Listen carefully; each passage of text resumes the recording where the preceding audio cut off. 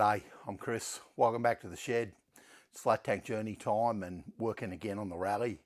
A few weeks ago I started thinking about the petrol tank and the oil hose and the fuel pipe and all of those sorts of bits and pieces. So I got stuck into it. This is a bit of a long video, go into a bit of detail, and it's not simple. So I hope you enjoy. Cheers. Big old clean up time in the shed, so I'm sitting in a mess. But I have been working, doing a little bit anyway. I've been working on the tank. I really need to test the tank to see if the liner kit that's in it is any good. So I'm going to pour methylated spirits into it. That seems to be the go. But in the short term, I had to get new taps into it. So there's an oil tap in the front, and weirdly, I thought it was just an adapter to alter the thread sizes for a different tap. But it's actually hollowed out with a very small hole to let oil come through. So I think it pressurizes the tank and works on a pump system that I need to do something about getting some leather washers for, and pressurizes the tank, and it must judge the size of that tiny hole with the pressure and feed oil. Don't know. So I cleaned out all the threads. That was the main thing. I bought new fuel taps and an oil tap and put new copper washers on them. And they're cute little things. They're not necessarily Raleigh, they're just, well, what I could find. Green Spark Plug Company sent them to me from the UK. And hopefully all that will screw back in.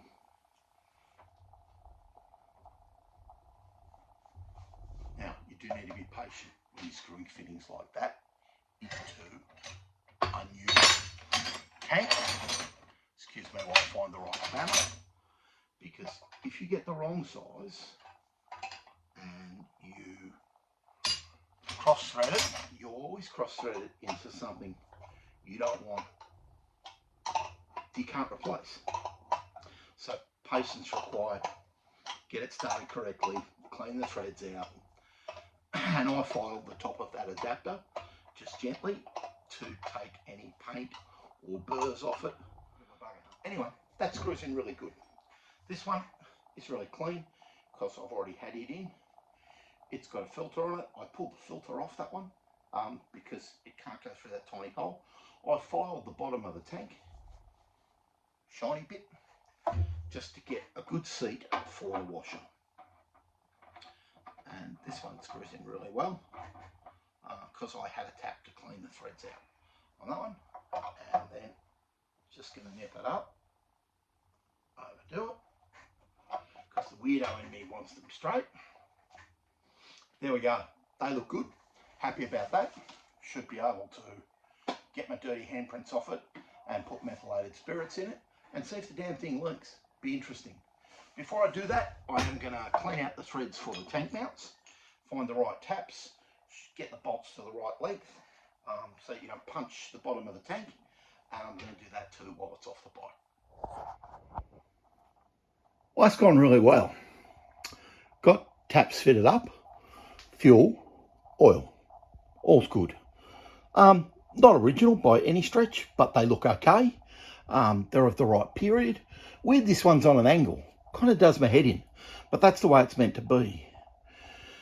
The tank, both tanks, the oil and the fuel, have both passed the methylated spirits test. And I'm told that metho is a very, very thin liquid. And so if you're going to see a leak, you'll see it with methylated spirits. Looks good. I took the time to just give the fittings a little polish, and they've come up really, really well. There's a little spot there where I may have polished just a bit hard. But I can live with it, I think. Come around the other side and we'll have a look. Here we go. I don't know whether you remember, but they were quite pitted and ordinary looking. They've buffed up okay. I suppose if I'm getting other nickel plating done, although this might be late enough for chrome, I might get them redone. But for now, they look so much better. You remember we made the oil adapter because the original oil metering system is just impossible to get. And you know I'll find one at the next swap meet I go to, don't you? After you go to all this trouble. So I've fitted up the fuel taps and the oil taps, and the tank's had the metho test, and she doesn't leak. So I've spent the last couple of hours, hour, messing with copper pipe. Come on, we'll have a look. I bought a metre of 6mm outside, 4mm inside refrigeration pipe, because this is a 6mm fitting on here.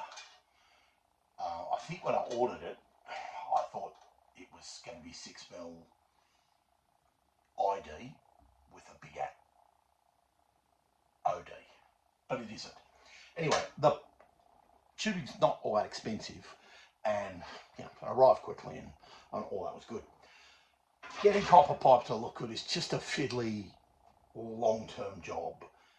I've put a couple of coils in it so it will allow it to vibrate, I think is the theory. And currently it's just sat in there, and it looks like that. It looks a bit rough when you get it off. Always find they look better when they're on the bike, nickel plated, and nobody takes any real notice. So I'm going to reinstall this. The little olive on that fitting is really easy to lose, so I'll put that back in. And it's really fiddly to get going once you get in. Then I'm feeding it in from the other side. It'll just pop in and pop in. And of course, all that needs silver soldered together. I'm going to grab you off the tripod, come and have a look. I actually reckon it's a reasonable outcome. It's not perfect. The oil tank will be pressurised, the oil will pump down, and it'll feed into the motor. And we shouldn't blow up. And that's the main thing, eh? This is the tap side, and I quite often think this is the side that you need really neat and tidy. So I've got 3 little pigtails, or 3 little curves in it. Now, I just continue the curve of the roll that it came in. I just kept tightening it up and tightening it up. I only did that by hand, sitting on a stool. It feeds in so that the roll is on the inside of the tap, because I don't want it hanging out. And then down on the right side, and it goes out. I hope it's okay. Again, not for the purist, but I think it'll work really well for me. I'm looking for a fitting that goes on the top of the carburetor bowl. Now, it's a fine thread in the fittings I have. Just let me grab one. Obviously a coarse thread when I look at them, and they just don't fit. Now, I've had a quick measure, and I think it's 9/16 cycle thread. I actually gently put the dye over it. Now, I just bored that out, one of the ones I have. They're all repops, and you just buy them by the packet full. It's only brass, so it's nice and soft, and I'm hoping to just be able to run a 9/16 dye down, tap down it, and I've only got 2.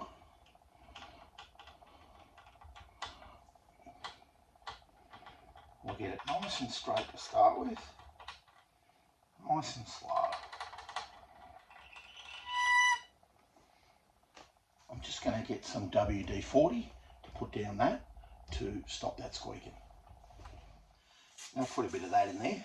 I was always led to believe that the Tap Magic was really only good for steel, and the aluminium and brass were best done with something else.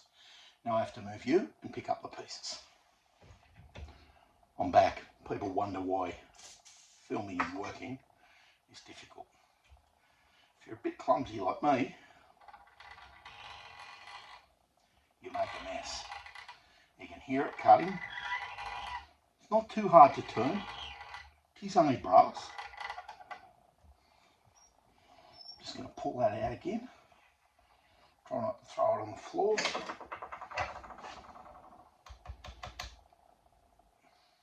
Not bad.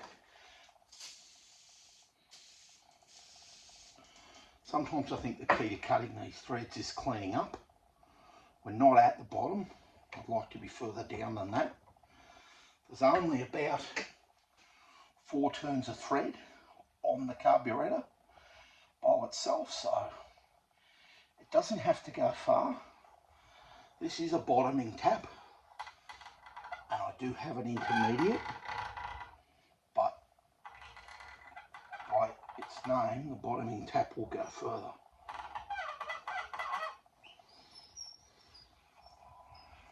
It's just a backwards and forwards and a clean up.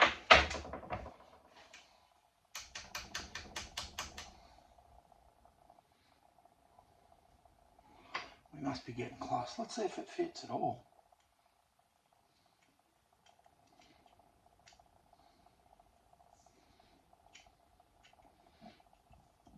Good Lord, that could have been just a waste of time. No, it does fit. There it goes.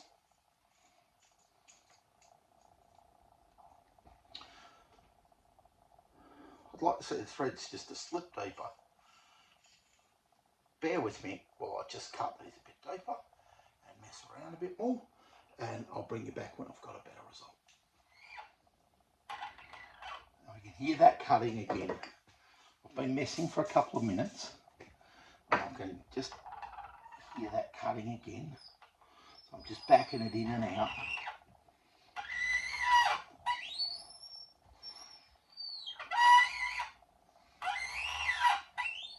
I'm guessing I've got another 2 turns of the die. 26 threads per inch isn't bad. I'm getting really close to the bottom there. You've got to leave the shoulder for the pipe fitting to sit against. So I can't go, you know, you can't go all the way through. It just doesn't work like that. Oops. I think this will be about it. We might get a 1/4 of a turn maybe.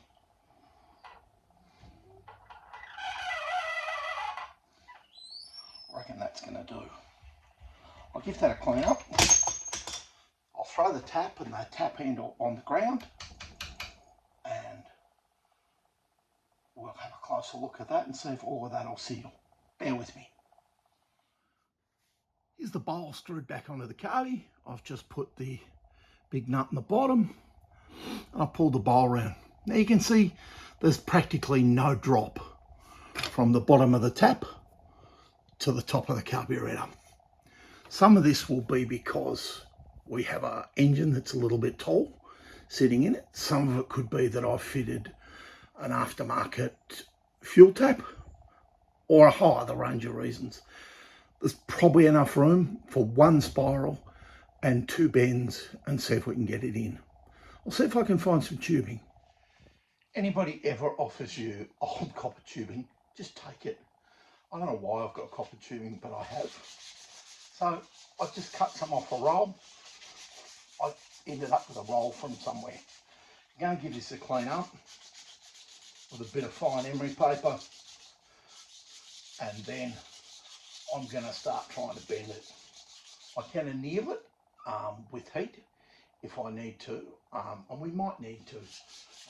The 6mm stuff that I made the oil pipe out of, it bent really, really easily and caused me no grief at all.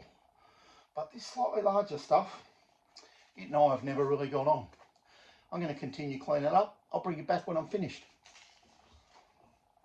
I swapped over to some quadruple 0 or 4/0 or whatever you want to call it, steel wool, and I'm just in the final stage getting the last bit of crap off this. I have to use the paper again. There's a few high spots, but it'll be right, and then we'll get on to bending. Just about done. Why do all this now with a straight piece of pipe? Because it's damn sight easier than when it's all bent up and you've got an old piece of pipe. So on one end, I need the fitting, and it fits, but that's not the one I want. And on the other end, I need another fitting. You must put the nuts on before you silver solder it together. Don't forget. Have done it. Awkward. Now, it's a very short run. I've got a very long piece of pipe. However, it's easier to bend in long portions. And I need to get a ring in it without kinking it, and it's easier in a long piece. I'm not going to bore you with all of this because I'm going to complain about it to myself as I do it, and pardon me, and I will get a ring in it somewhere so at least it's got one curve. Now the curves are meant to be to absorb vibration so that a solid pipe doesn't crack on its weakest point, which could be the solder. So that's my understanding of it. The oil pipe, I put 3 in it because I could, just because I could. This, if I can get one ring and get a little bit of fall, it'll be fine. Right, I'm back. I've had a bit of a result. It's going okay. It is a bit painful on the hands, and there's probably people with really sophisticated ways of doing this, and maybe they've even got tools to do it. I don't have that. All I have is tools that I throw on the ground, and you can see that. And you can see that, you know, the carburetor is probably sitting an inch too high. I'll try and bring you around a bit closer, eh? Right, you're looking from the back of the bike now. Here's the top of the carburetor, and here's the bottom of the pipe. So in theory, you know, there might be an inch fall in total. I don't just want to put a bend in the pipe. I want it to have something in it. So I'm going to keep cutting this down until it no longer goes in the pipe properly, or hopefully just before that. And I'll probably cut maybe a centimetre off at a time. So if you bear with me, if you hear a clanging noise, you'll know it's me throwing tools on the floor. If you're ever doing this, go and buy one of these pipe cutters from, I don't know, we have Bunnings here in Australia. Not bad. Getting there. I've got about, 3/4 to go. Maybe I will get a tiny bit of fall. Maybe. I'll have another go. I'll take a little bit more off the pipe. I'm sure cleverer people than me know how to do this, and there might be a stack of videos online about how to do it, and that's all cool.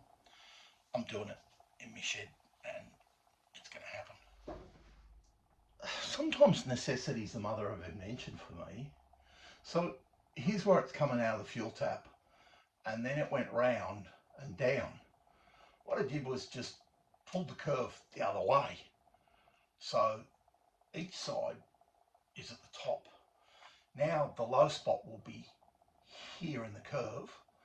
We'll push fuel uphill and down. And my basic physics says that that works because of the pressure of the tank and the fuel sitting higher. The fuel will always drain. If you run out of fuel, you'll have that much fuel left in it. It'll just sit in it, won't drain out. But now, I think you can see, hope you can, that I've got room to put a bend and go into the top of the fuel bowl. And it's not going to look horrible. Well, not too horrible. Push on. I'm going to mark where the bend is and where the top of the fuel is. And it's right about there. So again, I'm going to leave that longish. I'm going to cut a bit off until I can get the bend in just the right place, because heavens, it's hard to handle when it's in short lengths. Couldn't say it was my best work if I was honest, but does it work? Well, yeah, almost. That screws up, and that screws up. And so, I've just got a little wooden plug here, or wooden dowel. I'm just levering the copper into place. Now, I did have to anneal the copper, and I did have to bend it pretty sharp, and I've got a couple of kinks and I've got a couple of marks in it that kind of really annoy me. Nonetheless, it actually screws to the bowl and screws to the fuel tap, and in theory, when you unscrew it all, it'll come away. And that's even more important. Whoops. The fumbles up today. And so you end up with a little fitting that looks like that. And there's the sharp kink right there. Hate it. And there's a few plier marks there because once it was red hot, I had a problem. So I'm just going to give this a sand with some emery cloth and faff about a bit and see if I can clean it up a bit more, and then put it back on the bike and have another look. I've given this clean up and I'm pretty satisfied at this point. I'm not going to solder it together right now because I don't want to. I think it'd be better if I got everything together and did all my silver soldering at once. So that just needs to straighten up so you don't cross thread it. There it goes. And that's going to tighten up. Tickler still works. You can get to the choke and, you know, for all intents and purposes, the carburetor is worth trying. Hopefully that all works. As I say, here's the low spot. Fuel's going to flow around. It is going to flow uphill because of the header tank above it and the pressure supplied by that. Or at least I hope my physics is right. Someone will tell me if I'm not. Hopefully this will provide enough spring that we don't rupture the fuel pipe. That'd be bad. Well, there you go. The fuel tank's actually been one of the things that's passed muster.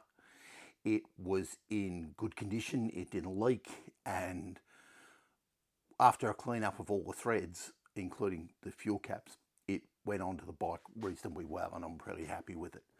The oil pipe is great. The fuel one, well, a bit of a compromise, but it is what it is. I think it'll work, and I think it'll be satisfactory. And the victory, although it might appear small, was getting a fitting to screw onto the top of the what appears to be quite an unusual little Binks Eccles carburetor. Anyway, hope you enjoyed. Like, comment, subscribe if you want to. Cheers. See you next time.